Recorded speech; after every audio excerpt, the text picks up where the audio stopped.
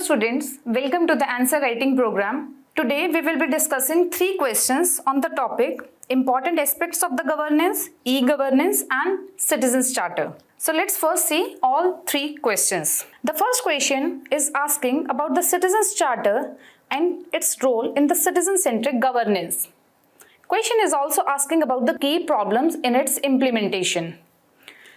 Second question is about RTI, how it is a sunshine legislation.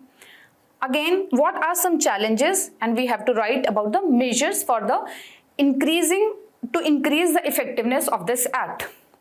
Now comes to the third question. It is asking about the inclusion of African Union and how it's impacting the India's foreign policy. So let's start with the first question. The Citizens Charter plays an important role or the prominent role in ensuring citizen-centric governance. But its implementation is in recent time is riddled with the complications. See, this is the context already been set in this question. In this context, discuss the key problems. This is the directive word. In this context, we have to discuss the key problems in the implementation of the Citizens Charter. As the question's directive was discussed, so we have to write what explicitly asking in the question, that is about the issues or the challenges in the implementation of the Citizens Charter, as well as we have to write the measures to improve the effectiveness of the Citizens Charter. So we will start our answer with the basic or the fundamental structure only. First we will start with the introduction, then we will move on to the body part. In 10 marker question approximately, there are 2 body parts. We will write the headings, multiple headings like 2 headings or 3 headings, whatever the case may be, and followed by the subheadings in the pointers. Now finally we will conclude our answer either by the way forward or summarize, or if any quotation based or any case study, data, facts, quotes, anything. Okay, so let's start the introduction part. Introduction. Again, we have the multiple ways to start the answer. We have the definition based, quotation based, data or the facts based, also about some background. There are multiple ways, current affair based, anything. The major definition based, which mostly students use in their answers, mostly the definition part have some components, like approximately 4 components or 3 components. If we answer those questions, we'll have a holistic definition, like we'll see in the case of the Citizens Charter. Like, what is this? Who will do this? For what purpose this will do? And finally, what will be the consequences of doing this in the long run? So, Citizen Charter, it is a set of voluntary commitments made by whom? Made by governmental agencies or the departments or the service provider. For what purpose? To deliver standardized services. And in case grievances are there, so grievance redressal mechanism would be there. Now what will be the final consequence? It will empower the citizen. It will make accountable, responsive and transparent government or the governance. So if we will answer all these components question, so we'll have the holistic definition as we have seen in this particular question. Now the next introduction can be the data or the factual or some background. That the Citizens Charter would started in 1997 in India. Or you can write some like approximately how many of the Citizens Charter at the central level and approximately 25 Citizens Charter are at the state level have already been implemented. And multiple ways are there to start the introduction. Okay, like in this case, one more introduction, like the broader perspective. It's about the social accountability. Like Citizen Charter is a tool of the social accountability to place the public officials accountable for their work towards the citizen. So this way we are completing our introduction. Let's move to the body part. Now the body is, we have to write about the key problems in the implementation of the Citizen Charter followed by the measures to improve the effectiveness. Any challenges can be divided into multiple layers. We can write the challenges or the measures. It's not about memorizing everything. It's about how you are writing. You have to augment your thinking on that. Like, you can take the stakeholder approach. You can take the demand side versus supply side issues. You can also take the policies, laws, institutions, government level, citizen level, and all these problems at these levels. Let's see how we can do the Citizens Charter challenges in implementation. See, Citizen Charter as a policy, as a guideline. What are the challenges in this? Now comes the challenges with respect to the governmental level or the public officials who will implement this, means who are the service provider in this case. Next comes the citizen, who will be the service receiver. So if we write the challenges, what are the challenges in the Citizens Charter as a policy, as a guideline? Then challenges faced by the public officials in implementation of the Citizen Charter, and next the citizens, what they face challenges in the getting the services from the Citizen Charter. Okay, so first comes, these are the Citizen Charter as a policy or the guidelines. They face the challenges. Like, the first one is one size fits for all. We follow the centralized approach in the formulation of Citizens Charter. Local issues are totally ignored. People or the citizens are not considered as a stakeholder in the implementation or in the formulation of the first charter of any department or the ministries. So they lack what exactly the local issues are, what exactly the demand of the people are. And also, one size fits all means every department or the ministries have the special demands. But it is made at the central level, and all the central or the state ministries or the departments just follow because they are asked to follow this. They are asked to make this, so just they replicate for their departments. But it should not be the case. Next is the vagueness in the Citizens Charter.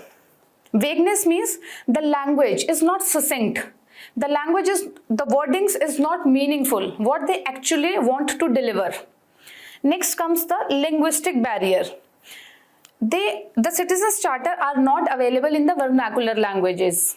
Everyone, or because approximately 23% of the people are illiterate, and maximum also cannot read the English language or like Hindi language at every places. So there should be the vernacular languages written in the Citizens Charter. Then the updation of the charter. How this is the implementation issues? Once the charter is made, they are made for the years and years. They are not updated for the continuous or the changing demands of the society. Next comes the absence of the penalty provision. Whatever the Citizen Charter is committed to deliver the services to the citizens or the public, if they are not getting delivered to the people, are the public officials getting penalized for that? No. Are there any provisions for that? No. Next comes the grievance redressal mechanism. How strong it is. When the person comes with the grievances, how speedily, effectively that grievances are being redressed. So this is also the challenge. Then no effective publicity. How many of us know about the Citizen Charter before getting into the civil services examination? How many of our parents even know about it? No one knows, because no publicity, no awareness campaigns, no outreach programs are there that yes, this is the demand of the citizen. This is not just the simple thing, whatever is pamphlets or the banners for any department or the ministries. No, this is the right of the citizen to demand the services, the public goods and the services from the government. Next comes the promise of the services is very, very higher than the capacity of the officials or the capacity of the institutions or the capacity of the departments or the ministries.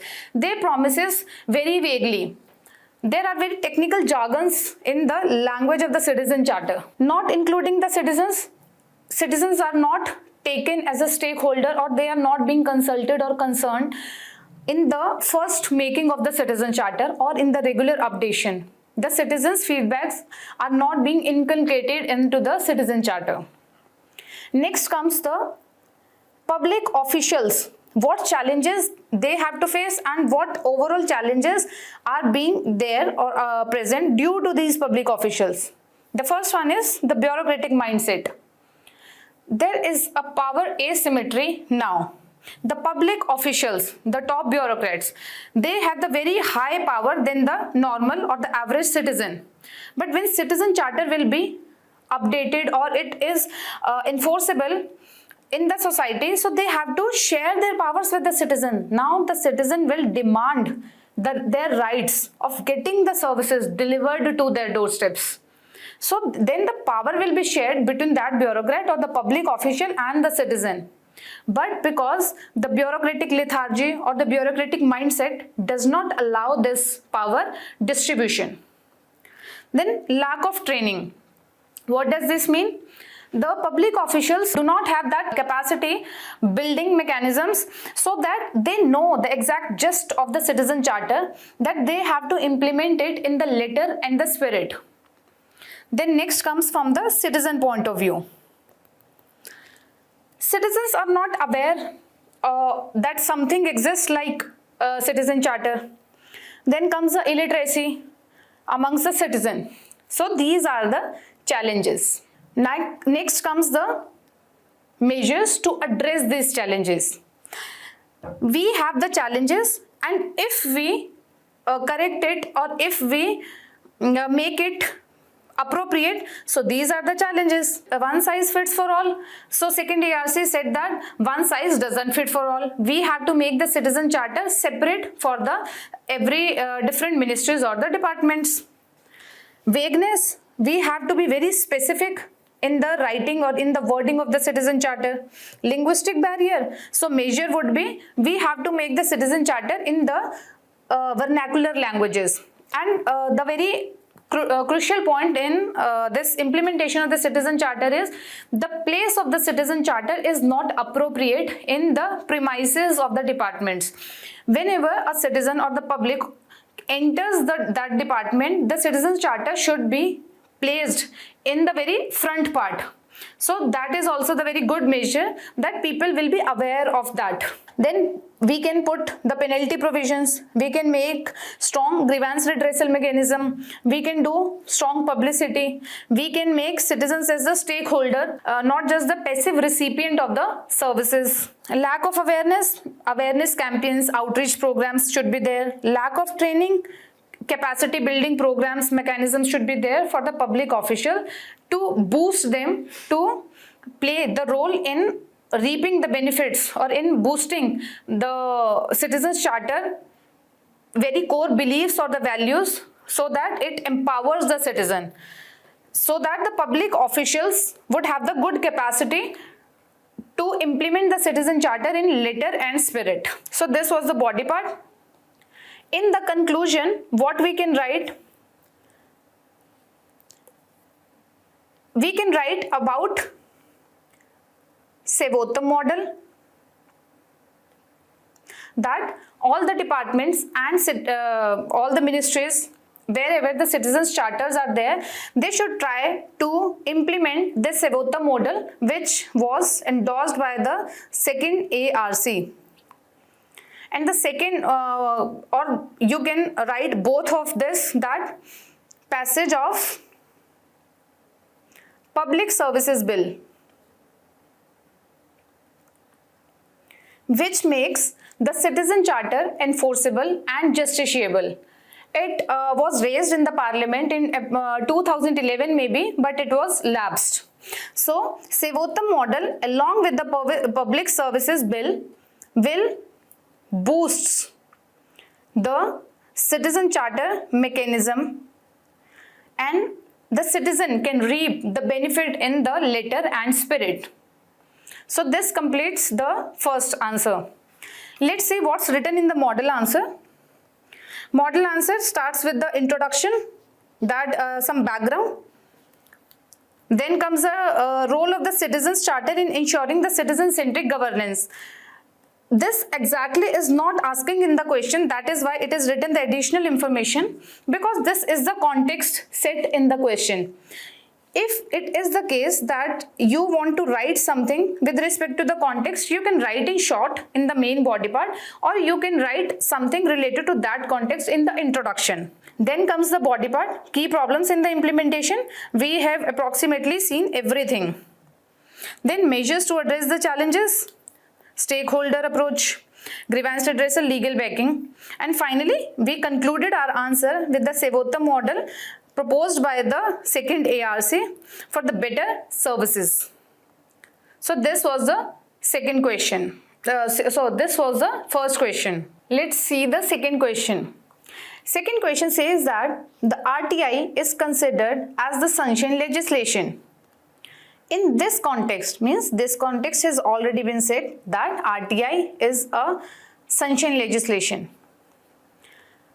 In the context of the changes made by RTI Amendment Act 2019, identify the challenges that persists, and we have to tell about the measures to ensure the effectiveness of the act. This question is, the keywords are identify and suggest. What we can write in the introduction? In introduction, we can write about the definition or some background, how RTI got emerged in India, then facts, data, then some current affair, then some quotes. So we can use the facts or the data that approximately 1.7 crore RTI's applications are already been filed since 2005.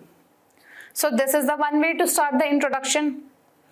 Now the quote based is, second ARC says that RTI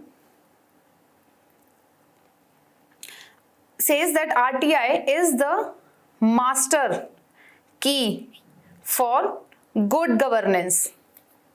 You can use this, or you can use some speech quotation of our Honorable Prime Minister Modi. He says that RTI is a tool through which a common man has not just got the right to know, but also the right to question the government. You can also this quote in the introduction, because it is everything is telling very positive about it, because the question is setting the context in a positive manner. Next comes the body. In the context of the changes made by the RTI Amendment Act 2019, identify the challenges that persist. Means there are some challenges that already been persisting since its enactment, and there are some amendments in 2019. Maybe it has solved some issues, or maybe it has exaggerated the issues which were already prevailing. So we have to be aware about what are the RTI Amendment Act 2019. With the inclusion of those amendments, we have to write the holistic challenges that are there in the RTI. Then finally, we will do some measures to ensure the effectiveness, and we will conclude our answer. So we have to know about the RTI Amendment Act 2019. Because it is not explicitly asked in the question, it is just asking with respect to the challenges. So what you can do is, you can make small table at the right side of the paper, and you can write, so that everything will be visible, but it is not directly using it. We will indirectly take the context that these things depletes the RTI essence. Like first is the appointment issues, the salaries issues, or the term. Now all these are according to the central government. What it will do, we have to write in the main body part. Let's move to the challenges or the limitations. See, recent amendments you have already written in this right side of the paper, diluting the RTI essence. What are these issues? That the salaries, appointments, and the terms are according to the whims and fancies of the central government. it depletes the role of the RTI. It depletes the role of the information commissions. Now the appointments can be politicized. Now these can be used according to the benefits of the central government. It can raises the issue because the appointment at the state level also, State Information Commission and the other information commissions at the state level, the appointments will be done by the central government. So this will create the issue of federalism versus centralization. So all these things you can write in this particular point. Again, we have to do the challenges into the layered process, that as an RTI, like RTI as an act or as an agency, what are the issues with this? Now, the public officials, like the PIOs, public information officials, how the limitations are there at their end. Then comes the citizens. In this way, you will have the multiple points to write. Whatever you get at that particular point in the mains examination, you can write that. Like in the RTI, as a holistic law, what are the challenges? First, we have already discussed. Second is overuse of the exemptions. Because in the Article 8 of this Act, the exemptions are there that when the RTI application cannot be answered. There are multiple exemptions and the government officials use it a numerous number of times, just even want to evade it. They even if that is not the particular case. Then RTI versus Official Secret Acts. RTI is the act which promotes the transparency, but Official Secret Acts is the act or the law prevailing which is in contradiction with this RTI Act. It promotes the non-transparency. Then lack of grievance redressal mechanism. Whenever the person files the RTI application to the public official, and if that person will not get the answer for that application, is there any penalty? Or if it is there, it is very less. And if the person has some grievances, how strong that grievance redressal mechanism is. So the lack of grievance redressal mechanism. Next comes the vague terms. There are very vague terms written in the law, like the reasonable fees, larger public interest. So these are some issues at the end of RTI as a law, as a policy, as an act. Then comes the public officials, the challenges with them. The appointments, the CICs, ICs at the state level and the various other information officers, the appointments are still pending. There are the numerous vacancies in this. Then the capacity building is very weak. They do not know like how to answer the RTI application. Then the pendency of the cases is very huge. Non-imposition of the penalties when they do not disclose the information to the people. So is there any penalty provisions, or yes, if it is yes, then how much it is this? Is that penalty provision impacting the public official too much, or it is a very minute number? Then infrastructural issues. If public information officer wants to ask some departments, as in the case, like we can take the case of the law department, is this channel working, or is the information sharing is very difficult to get? So infrastructural issues in the case of human resources as well as the financial resources as well as the the physical infrastructural issues. Then comes the citizen point of view. First is the lack of awareness. How to file the case, how to file the RTI, how to go online, how to go to the office, difficulty in filing. Next comes the delayed responses. When the citizen file the application to the RTI office, they get responses in a very postponed or the delayed manner. Then the whistleblower protection challenge. The whistleblower or the RTI activist which promotes this transparency or the accountability of the government, they are being attacked. They are not protected. Then there are multiple frivolous cases just to harass the public official. Investigative journalism is very weak in India. Like the Indian Express, what it does, it files the RTI and uses that RTI as a news. It investigates more and more on the RTI, whatever there is about the government officials or the government agencies. But this practice is not used at a very large scale. It is a very bare minimum in our society. Just like we discussed the example of Indian Express, we have to do the investigative journalism, we have to promote it. So these are the challenges or the limitations with respect to the RTI. So next comes the measures to ensure the effectiveness. Whatever be the challenges, if we correct it, then that will be the measures. Like second ARC said that repeal the Official Secret Act, reduces the exemption which is written in the Article 8 of the RTI Act. Oath of secrecy should be changed to the oath of transparency by the public officials. Then we have to build the capacity for the public authorities by giving them staff, by giving them infrastructural issues, by giving them resources. These are at the policy issues. Then the constitutional status of CICs and ICs so that they will not be misused by the central government. Then Whistleblower Protection Act should be there. It is there, but it is not a very strong act. They do not protect the whistleblowers. Then increase or boost the awareness and the outreach program so as to increase the RTI awareness.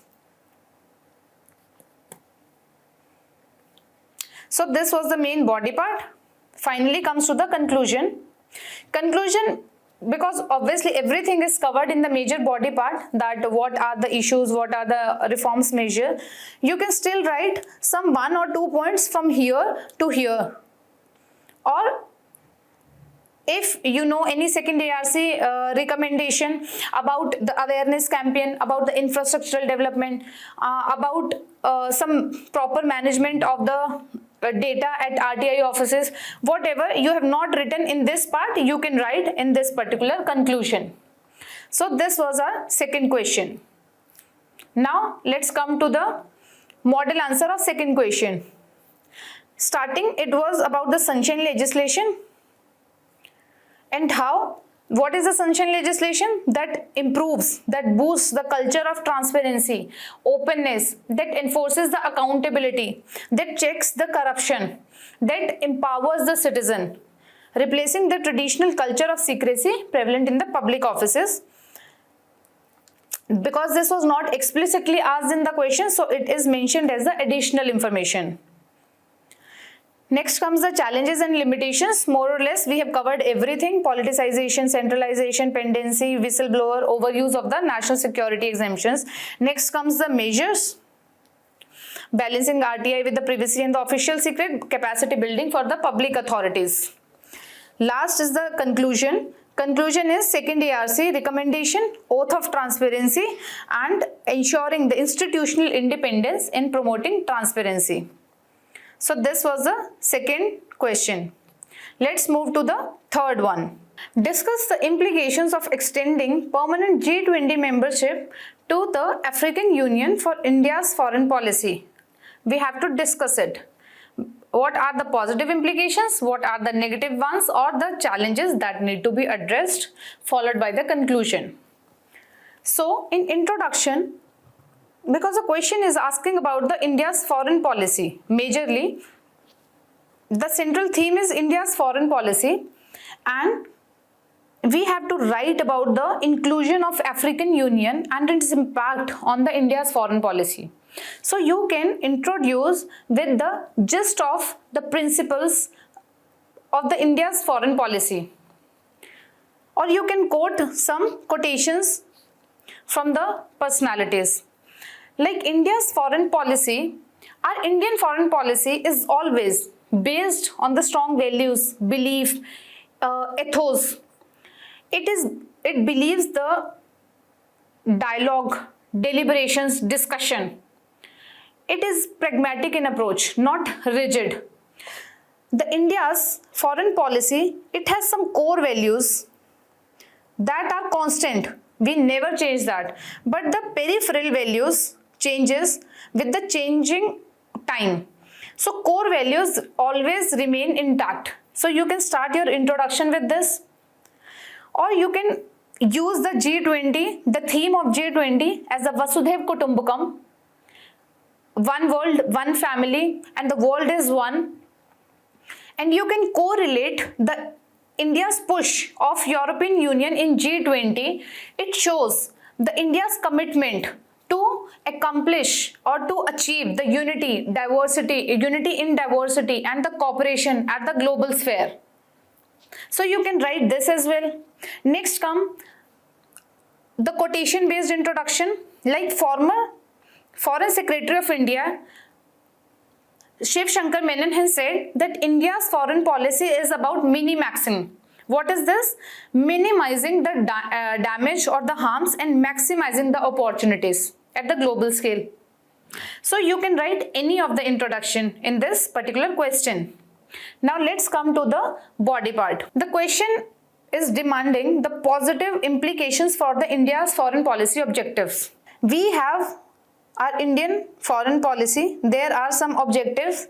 How this inclusion of African Union fulfills or comply with these objectives of the Indian foreign policy. This is the question. India is always putting itself at the global scale as the Vishwa Guru. Our foreign policy is proponent of this also. Vishwa Guru, or the world leader, or the world teacher.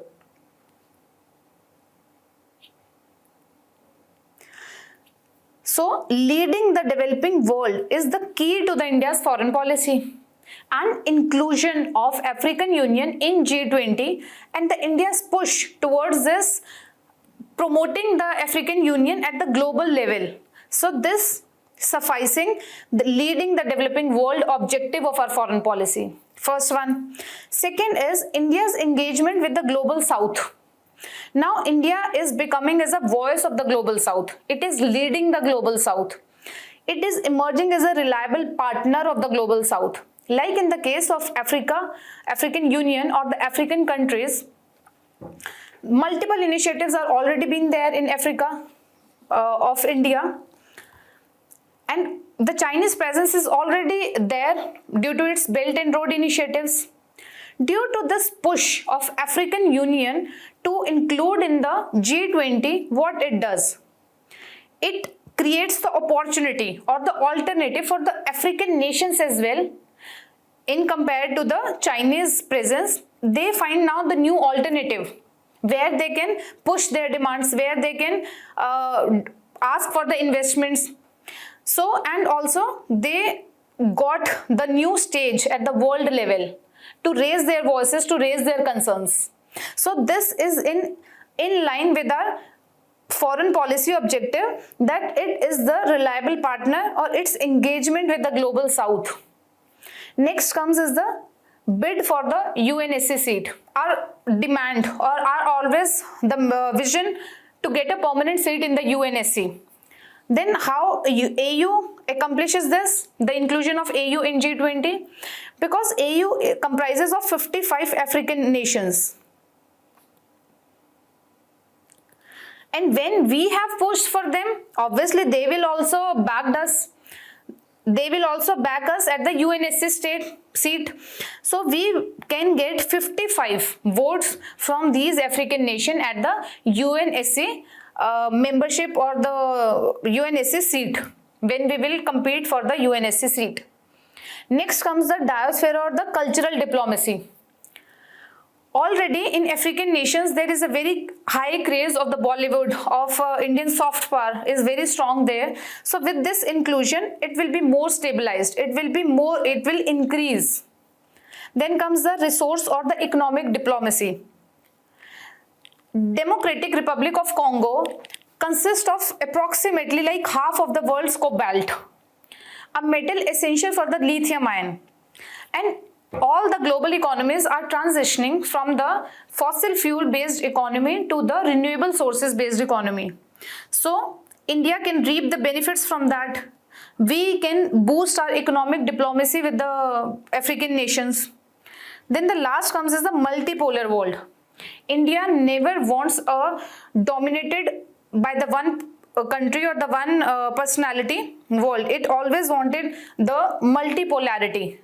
Now the African Union at G20, it creates the balance of power, not the concentration of power. So these are the positive implications. Whatever is there in the India's foreign policy, inclusion of AU will be sink in with that Indian foreign policy. Next comes the concerns that need to be addressed. India's foreign policy also says that we have to look for our interest as well. We have to see the politics. We have to see the morality also, but we have to be cautious for our interests as well. So, with the inclusion of African Union in G20, we have to balance our interests also, and we have to foster the cooperation with these 55 nations as well, because they have the diverse demands. There is not the one nation, there are the 55 different countries with the different ethnic views, different issues, different political conflicts, different realms. Everything will be different, so we have to comply, we have to make a balance. Next comes the balancing the internal and external interests. Next comes we need to align our foreign policy with respect to climate change, sustainable development, and whatever the expanded G20 means the new countries' issues will be. We have to align our foreign policy with that, which are evolving concerns of this expanded group, like in the case of climate change, because those countries are not that rich countries. We have to give the technological support, maybe financial support. Also, we have to give some social support, maybe in the case of health, education. So we have to align our foreign policy with respect to the emerging or the already persisting conflicts or the concerns in those 55 nations. So this completes the body. Last comes the conclusion. We can write that India's vision of giving a push of African Union to this global stage, that is G20, aligns with the African Union mission, that is Sanyukt Samriddh Shantipurn Africa. You have to use these type of quotations based in your answers. This will make you fetch more marks. Next comes, India is always tried to promote the peace and security and enforces the political stability in the region. So let's see the model answer. The model answer is starting with the granting permanent membership and its impact in the getting a bid for the permanent seat at UNSC. The positive implications, almost we have discussed everything. Increased trade and investment opportunities where India can do. Multilateralism, South-South cooperation, responsibilities in the global governance. Next comes the concerns. Challenges in the consensus building, alignment with the national interest, environment or the climatic leadership. Lastly, conclusion is all about India's inclusive and representative approach in the global governance system. So this completes the discussion of the day. Thank you and have a nice day.